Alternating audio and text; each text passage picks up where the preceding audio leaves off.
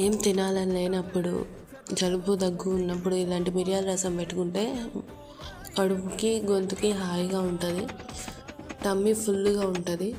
ప్రాసెస్కి వెళ్తేనేమో మిరియాలు, చిన్నులపాయలు, జీలకర్ర వేసి దంచి ఓ పక్కన పెట్టుకొని స్టవ్ ఆన్ చేసుకొని దాంట్లో కొంచెం నూనె, జీలకర్ర వేసి కొంచెం కరివేపాకు డైరెక్ట్గా రెబ్బలు వేస్తే చాలా టేస్ట్ వస్తుంది ఇందులో. అలాగే కొంచెం నీళ్లు పోసి మనం దంచుకున్న ఆ పొడిని మిక్స్ చేసి దాంట్లో ఉప్పు, పసుపు వేస్తే సరిపోతుంది. మనకి ఘాట్ అనేది మిరియాల నుంచే వస్తుంది. కొంతమంది పులుపు కావాలి అనుకుంటేనేమో కొంచెం చింతపండు రసం కూడా వేసుకోవచ్చు. దీన్ని చప్పిడి పప్పుతో తింటే ఇంకా బాగుంటుంది. వీడియో కనుక నచ్చితే కొంచెం లైక్ అండ్ సబ్స్క్రైబ్ చేయొచ్చు కదా.